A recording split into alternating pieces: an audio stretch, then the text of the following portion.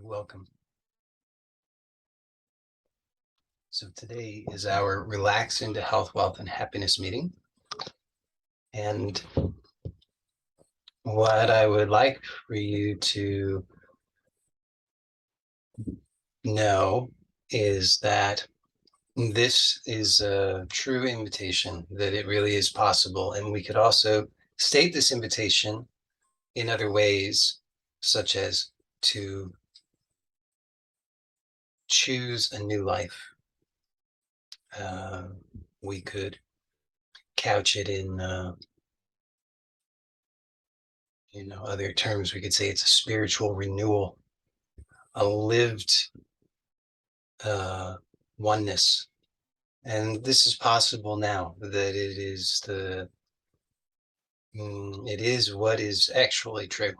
And that to the degree that you don't recognize that, it's because you're asleep.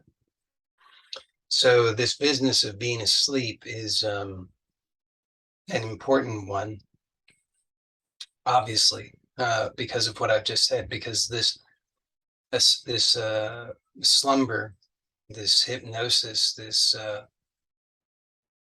deep sleep that is occurring is the reason why it's called Maya. It's a veil of darkness. It's illusion.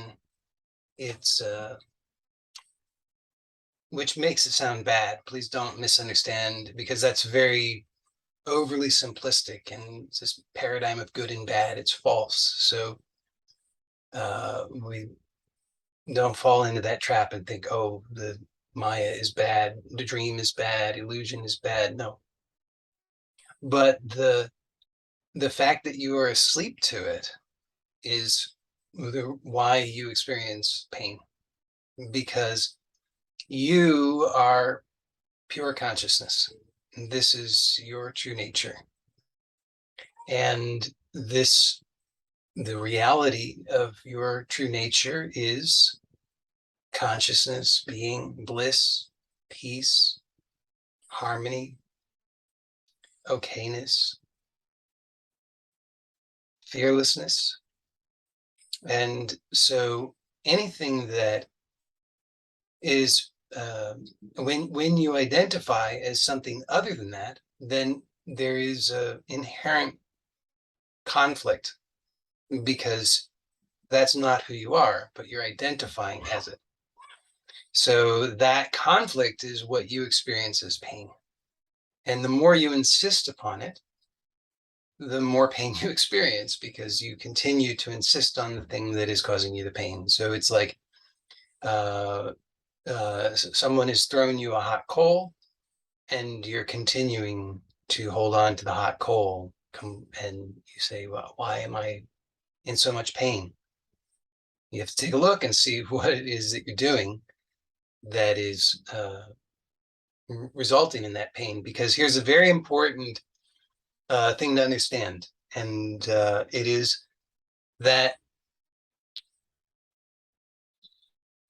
consciousness alone is the one supreme reality. Now, please, I know the mistake that can be made here, because I've made that mistake. I'm sure there are many mistakes that could be made, but I want to clear up at least one very, I think, significant mistake that can save you a lot of time. So when you hear a description like that, when you hear some statement, something that is telling you something that is of an elevated nature of that sort, that's telling you something of a very high level truth, notice what your reaction to it is, because this is key to everything. This is key to everything in your everything at all levels, is to be able to see your reaction to it, and to see how you become blinded by that reaction, or you become hypnotized by that reaction. So take a look. When I say that the one reality, the one supreme truth, is consciousness alone, and that you are that, I want you to notice what your reaction is. And that reaction At first, it's so close and familiar. You identify so closely with it that you don't even recognize that it is a reaction. You think that you are that. But slow it down and notice again what the reaction is. Once you see it, you'll realize, oh, it's plainly obvious. So it's not really hidden, it's hidden in plain sight. So you have to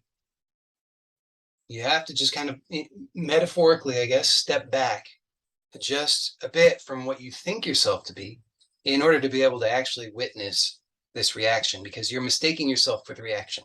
You assume that that reaction is true and must be it's like that is the center of the universe and everything else must go around it, must orbit around it, because that is what defines reality. Now I want you to see the terrible mistake of that, because that's a lie. It's a lie, because the clear truth of what has just been said is the truth, that pure consciousness alone is the supreme reality, and you are that. So notice what a difference there is. It's night and day between accepting that is the truth, seeing that truth, experiencing, perceiving, and allowing for that truth. In other words, being willing to set aside your reaction that you identify with, and instead of insisting that that is the truth, that you shift to accepting and perceiving from what it is that is being pointed to. So take a look again, that you see, I want you to see how it is that pure consciousness alone is the one supreme reality, and you are that.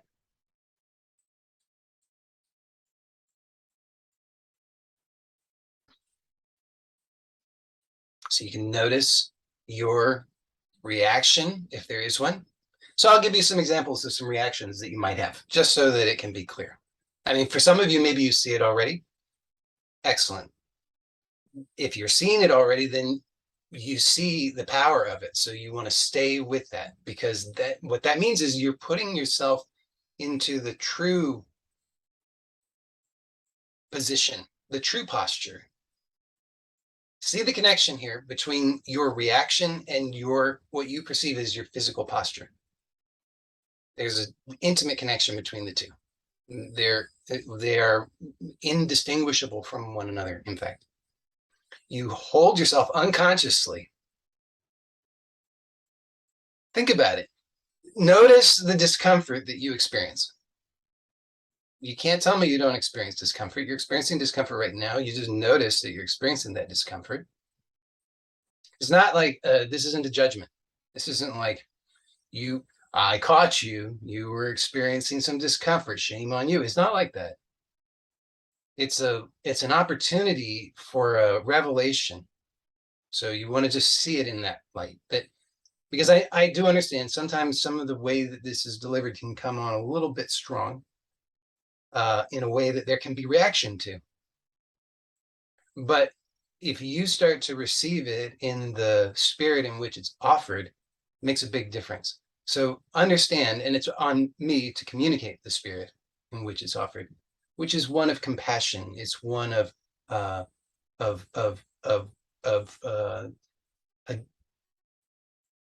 sharing of wisdom, a sharing of insight.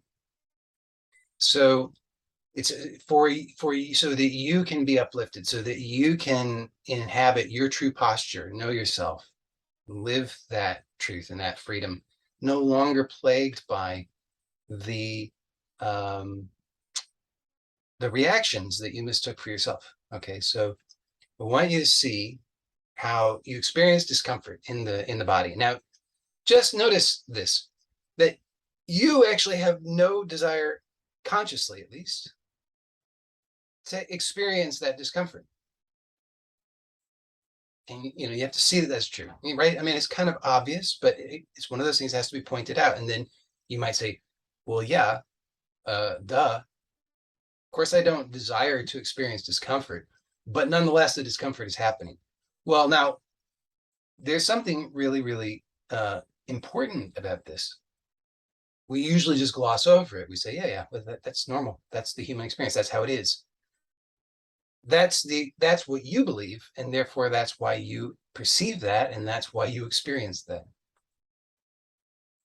I want you to see that connection. It's a lot of information coming through, but I want you to see that the what you believe is what you perceive, and that's what you experience, and that is your reality. That you don't know anything outside of that. Now, there's a possibility to know something outside of that, but what's required is that you have to be willing to abandon the false position, the false posture. So I want you to notice the discomfort. Notice that you don't consciously desire for that discomfort. In fact, if you tell the truth, there's a resistance, there's a fighting, there's a struggle going on inside you. When you slow down enough to observe it, notice what happens. Usually one of two things is going to happen. One is you'll feel so uncomfortable, so irritated, so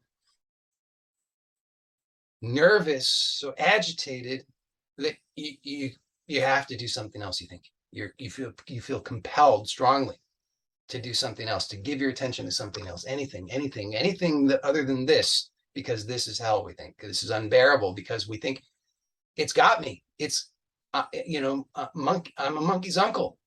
You got me. You totally have got me. I give up, but it seems relentless.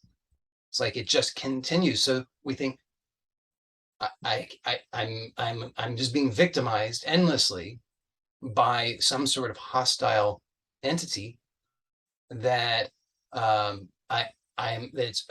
it seems to be overwhelmingly powerful and invisible. And so given that I feel powerless to do anything about it, I guess I just got to give my attention to something else, whatever that might be. I guess I got to just get up and move around, got to do something, think about something, zone out. The other thing is the zoning out, which is the going more deeply to sleep. So these are the two directions that we can go. But what I'm inviting you to do is to actually be with the experience, to notice the discomfort and notice that there's a struggle because you don't want that. It's a resistance. And notice that resistance to that experience is what produces the posture that you're in. Think about it. If there was no resistance, there would be no tension. If there was no tension, you wouldn't have that problem. You wouldn't have the discomfort. What is the discomfort? We have to get clear on that. Physically, what is the discomfort? Can't be anything other than something that you're doing, right? You're doing it. You just don't know that you're doing it. Because what else is it? It's effort. It's energy. It's something that however you want to understand it or conceptualize it, it's something that is within it.